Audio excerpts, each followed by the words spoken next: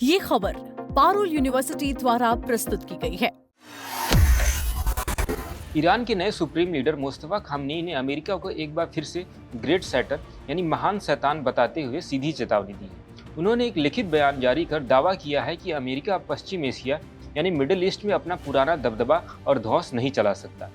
Mustafa Khamenei फरवरी 2026 में अमेरिकी Israel हमले में अपने पिता अयातुल्ला अली खामनेई की मौत के बाद ईरान के सर्वोच्च नेता बने।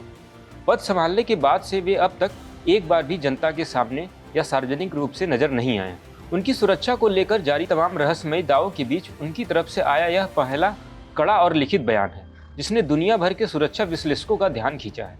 इस बयान के जरिए उन्होंने साफ कर दिया है कि भारी आंतरिक और बाहरी दबावों के बावजूद अमेरिका के प्रति ईरान की पारंपरिक कट्टर नीति में कोई नरमी नहीं आने वाली है। इस वीडियो में हम ईरान के सुप्रीम लीडर के इस तीखे बयान और इसके पीछे छिपी रणनीति को बेहद आसान भाषा में समझने वाले हैं। इस वीडियो में हम जानेंगे कि अमेरिका ईरान के इस चरम तनाव के बीच ईरान अब क्या कदम उठाने की तैयारी में है। इस बड़ी अंतर्राष्ट्रीय हलचल को अच्छे से समझने के लिए वीडियो को अंत तक जरूर देखिएगा। मुस्तफा खामनेई का तीखा बयान। दोस्तों, मुस्तफा खामनेई ने इराक के लोगों को संबोधित करते हुए लिखित बयान जारी किया। उन्होंने अमेरिका को ग्रेट सैटन, महान शैतान और क्रिमिनल अमेरिका कहा। उनका कहना है कि अमेरिका अब ये भ्रम छोड़ दे कि वे पश्चिम एशिया में बिना किसी परेशानी के अपना दबदबा कायम रख सकता है। ये उसकी भोली भाली कल्पना मात्र है। इसके साथ ही मुस्तफा ने अपने पिता अली खामनेई के अंतिम संस्कार में ईरान और इराक में उमड़ी भारी भीड़ का जिक्र भी किया। उन्होंने कहा कि ये भारी भीड़ जागृति और सक्रिय भागीदारी का नया अध्याय खोल रही है जो अहंकारी ताकतों द्वारा बनाए गए समीकरणों को बदलने वाली है। मुस्तफा ने कहा कि अहंकारी ताकतों यानी कि ग्लोबल एरोगेंस के नेता इराक में हुई इस विशाल भीड़ को देखकर घबरा गए होंगे। उनका कहना है कि अमेरिका और उसके सहयोगियों ने दोनों देशों के बीच संबंध खराब करने के लिए बहुत संसाधन लगाए, लेकिन वो सब बेकार हो गए।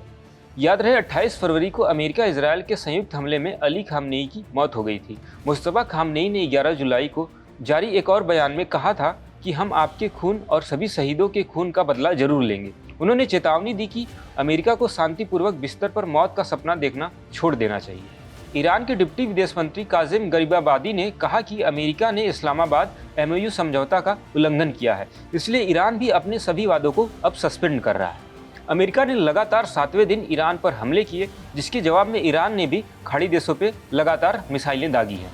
मुस्तफा खामनेई अपने पिता की मौत वाले हमले में घायल हुए थे, उसके बाद से वे पूरी तरीके से अब गायब हैं। कोई वीडियो या ऑडियो उनका सामने नहीं आया है। इस गैर मौजूदगी ने ईरान में सत्ता संघर्ष और बढ़ा दिया है। दोस्तों, ईरान अभी 2 मोर्चों पर लड़ रहा है। बाहरी मोर्चे पर अमेरिका के साथ तनाव और अंदरूनी मोर्चे पर सत्ता की लड़ाई। मुस्तफा की गैर मौजूदगी में असली ताकत कौन है, ये स्पष्ट नहीं हो पा रहा है। कट्टरपंथी गुट बदले की मांग कर रहे हैं, जबकि कुछ नेता डिप्लोमेसी के जरिए जोर दे रहे हैं। उधर जॉर्डन पर किए गए ईरानी हमले में 2 अमेरिकी सैनिकों की मौत के बाद अमेरिका ने रविवार को ईरान के खिलाफ नए हवाई हमले शुरू कर दिए। ये हमले लगातार 8वीं रात हुए हैं। अमेरिकी सेना की सेंट्रल कमांड यानी सेंटकॉम ने बताया कि राष्ट्रपति डोनाल्ड ट्रंप के आदेश पर ये हमले किए गए। सेंटकॉम के मुताबिक 4 घायल सैनिकों को जॉर्डन के अस्पताल ले जाया गया था, जिन्हें बाद में छुट्टी दे दी गई। मामूली चोट वाले अन्य सैनिक ड्यूटी पर लौट आए हैं। वहीं ईरानी सरकारी टीवी ने दावा किया है कि जॉर्डन के अल अजराक अमेरिकी बेस पर ईंधन टैंकों को निशाना उन्होंने बनाया है। दोस्तों, अमेरिका के अनुसार 28 फरवरी को युद्ध शुरू होने के बाद से अब तक 16 अमेरिकी सैनिकों की जान जा चुकी है। इस महीने की शुरुआत में अमेरिका ने ईरान पर होर्मुज स्ट्रेट में जहाजों को निशाना बनाने का आरोप लगाया था। इसके बाद से दोनों देश एक दूसरे पर हमले करने शुरू कर दिए। दोस्तों, अभी देखना यह है कि ईरान बदले की राह पर जाता है या समझौता करता है। मुस्तफा खामनेई का ये बयान दिखाता है कि ईरान अभी भी अमेरिका के खिलाफ सख्त रुख अपनाए हुए है, लेकिन अंदरूनी कलह इस रुख को कमजोर कर सकती है। दोस्तों, मिडिल ईस्ट की सियासत बहुत जटिल है। एक छोटा सा बदलाव पूरे क्षेत्र को प्रभावित कर सकता है। आप क्या सोचते हैं? क्या ईरान अमेरिका से बदला ले पाएगा या फिर कोई समझौता करेगा? कमेंट करके अपनी राय जरूर दें। वीडियो पसंद आए तो लाइक करें, शेयर करें, चैनल को सब्सक्राइब करना ना भूलें। ऐसी और जानकारी के लिए देखते रहें दैनिक जागरण।